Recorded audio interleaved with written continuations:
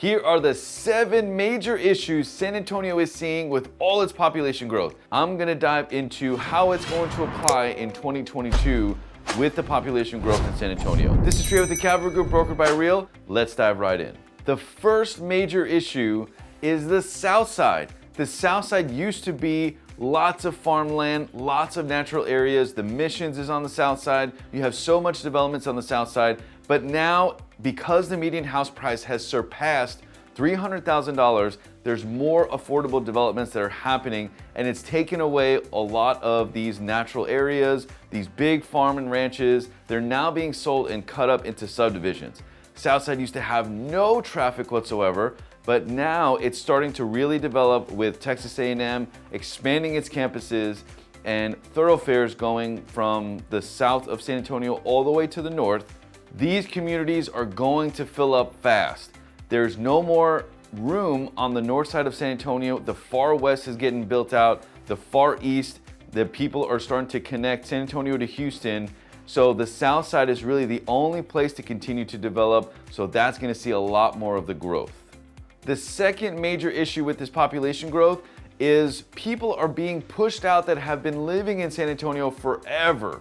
These residences can no longer afford these communities that were in part of their family, their families close by, the amenities that they're so used to. With property taxes being going up through the roof, you have gentrification, you have a lot of remodeling, you have commercial developments. It's raising the property taxes. San Antonio's property taxes can range from 2.2% all the way up to 2.8% in the downtown districts. The residents are being pushed out further and further away from the city, which creates a problem. To me, you have to have a balance with people living and working where they want, but you don't want it to raise it and spike it so high that it's not affordable anymore. The third major problem is going to be the aquifer. There was an article in November 2020 saying that the Edwards Aquifer is under stress. They have budget problems and there's a little bit of distribution that they're trying to catch up to with the services they have without raising the prices too much. The Edwards Aquifer is the major distributor of water in San Antonio. The fourth major problem is going to be the mass transit. As we grow as a population, where do we fix these traffic problems? You have no mass transit really options besides a bus, but the bus is also stuck in traffic, and they have to have regulations and maybe some train systems put into place where people can go to work comfortably and not sit in too much traffic. Mass transit really hasn't had a push in a while. Now it's time to do this in 2022. The fifth problem is going to be the school systems. My essay article says that enrollments are down and there's really not a lot of support within budgets in the school districts. If you look on niche.com, you can see that in the downtown and the surrounding areas in neighborhoods, the school district ratings are kind of low. That is something that is going to be a problem as the continued growth happens, and really need to be aware of ratings and the school districts and its proximity to where you live. The number 6 problem is the suburbs are being overwhelmed. Most of the bidding wars that's happening in the San Antonio area is outside of the city limits. The suburbs of San Antonio, like Garden Ridge, New Braunfels, Schertz, Bernie, Bulverde, Spring Branch, all these areas just have an influx of people because it is a little bit less property taxes and you don't have as much congestion for now.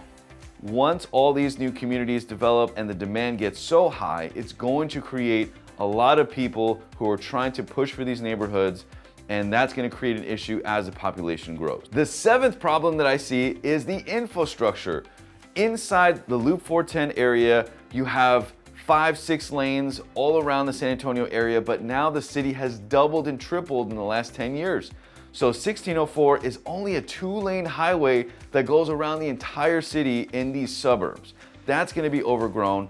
Interstate Highway 35, which cuts from the very, very northeast side of San Antonio all the way to the very, very far southwest side of San Antonio. You have 281, which basically cuts the city right in half. Those infrastructures are not catching up with the demand of people that want to move and live here. The infrastructure has improved and planned out, especially on I-35, which has a $1 billion project to connect San Antonio and Austin in the suburbs between it closer, and it's going to have overpasses. It is going to improve, but it's still not catching up. With construction comes delays and barricades and blockages.